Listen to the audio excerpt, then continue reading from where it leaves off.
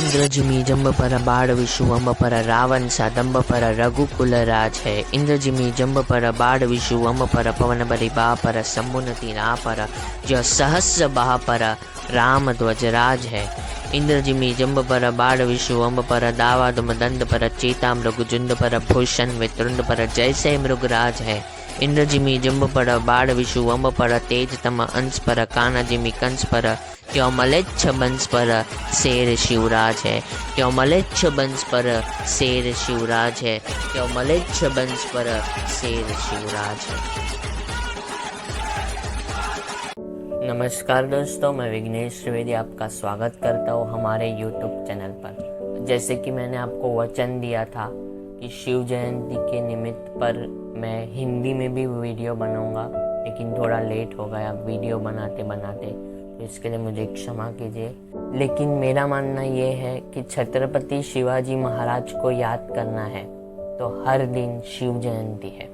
सबसे पहले तो सभी हिंदुओं को शिव जयंती के इस पावन पर्व पर आप सभी को मेरी तरफ से शुभकामनाएं। 16वीं सदी में भारत भूमि रक्त से रंजित हो गई। हमारी माताओं और बहनों पर असंख्य अत्याचार हुए।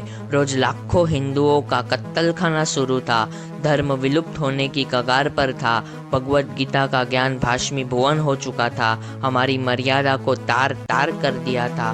पर वो कहते हैं ना कि धर्म की जरूरत समय को भी होती है, और समय कांटों में भी धर्म के लिए मार्ग बना ही देता है।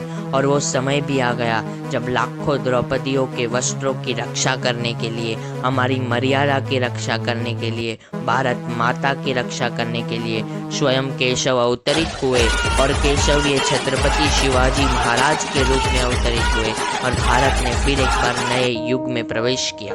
19 फरवरी 1630 माता जीजाबाई और पिता शाहजी राजे के शिवनेरी गढ़ में छत्रपति शिवाजी महाराज का जन्म हुआ। उस समय चारों तरफ सिर्फ और सिर्फ मुगलों का राज था, और इन सब भयंकर वातावरण में हिंदू अपना गीता का ज्ञान, हिंदुत्व, कूटनीति, रामनीति, राजनीति, रणनीति, धर्म और अपना आत्मविश्वास भी भूल गया था। इस अस्थिर हिंदू समाज को स्थिर करने का कार्य अगर किसी ने किया तो वो थे छत्रपति शिवाजी महाराज।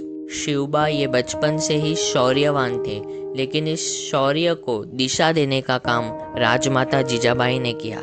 जैसे महाभारत के धर्म युद्ध में कृष्ण अर्जुन के सारथी बनते हैं, वैसे ही इन मुगलों के विरुद्ध वर्षों से चले आ रहे इस धर्म युद्ध में राजमाता जीजाबाई छत्रपति शिवाजी महाराज के सारथी बने। छत्रपति शिवाजी महाराज के धर्म रथ को अपने संस्कारों से चलाया, और छोटी उम्र में ही छत्रपति शिवाजी महाराज को धर्म का अर्थ क्या है इसकी शिक्षा दी। वेद, रामायण, महाभारत, भगवत गीता जैसे महान ग्रंथ छत्रपति शिवाजी महाराज को समझाए। एकदम छोटी सी उम्र में उन्हें सनातन सत्य के दर्शन कराए। छत्रपति शिवाजी महाराज ने श्री कृष्ण का अनुसरण किया। श्री कृष्ण की युद्ध नीति जो हिंदू भूल गया था उसे पुनः जीवित किया, और गुरिल्ला युद्ध पद्धति का जबरदस्त उपयोग किया। छत्रपति शिवाजी महाराज ने धर्म रक्षक मावलों की एक जबरदस्त सेना तैयार की, और 1646 को 16 वर्ष की छोटी सी उम्र में तोरनागढ़ जीता, और वहां से धर्म स्थापना की शुरुआत हुई। फिर धीरे धीरे सिंहगढ़, रायगढ़, शिवनेरी, विजयदुर्ग, सिंधुदुर्ग, राजगढ़, प्रतापगढ़ जैसे अनेकों गढ़ अपनी जबरदस्त और अप्रतिम युद्ध नीति से जीते। 6 जून 1674 को शिवाजी महाराज ये छत्रपति शिवाजी महाराज के नाम से प्रसिद्ध हुए, और उनका राज्य अभिषेक हुआ, और अधर्मी औरंगजेब को हिंदुत्व का सही अर्थ पता चला। ऐसे वीर पराक्रमी धर्म रक्षक छत्रपति शिवाजी महाराज को और उनकी निर्माता राजमाता जीजाबाई और लाखों शूरवीरों को कोटि कोटि नमन।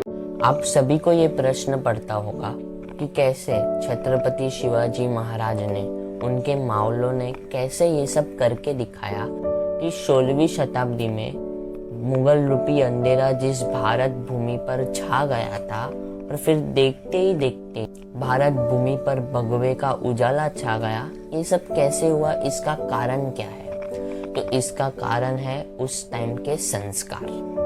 हमारे पास रामायण, महाभारत, वेद, भगवत गीता जैसे बड़े बड़े ग्रंथ तो है, लेकिन उन ग्रंथों को समझाने के लिए माता जीजाबाई ही नहीं है, और अगर राजमाता जीजाबाई होंगे नहीं तो छत्रपति शिवाजी महाराज कहाँ से आएंगे। कहने का अर्थ ये है कि आज हम धर्म पर इतना ध्यान नहीं देते। क्यों नहीं देते? क्योंकि हमें वैसा सिखाया ही नहीं गया। तो इसके लिए हमें क्या करना चाहिए? तो हमें भी रामायण, महाभारत, भगवत गीता, शिव चरित्र जैसे पवित्र ग्रंथ अपनी इस नई पीढ़ी को सिखाने की आवश्यकता है।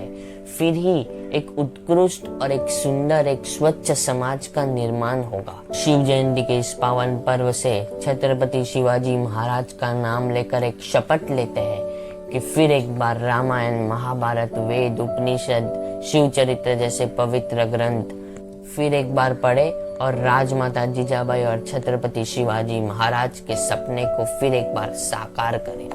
तो दोस्तों, मैं यहीं पर रुकता हूँ। फिर एक बार आप सभी को शिव जयंती की हार्दिक शुभकामनाएं। ऐसे ही देखते रहिए हमारे YouTube वीडियोस को, भगवत गीता पढ़ते रहिए, शिव चरित्र का अध्ययन करते रहिए और सब्सक्राइब कीजिए हमारे YouTube चैनल को। जय श्री कृष्ण, जय हिंद, जय जिजाऊ, जय शिवराय।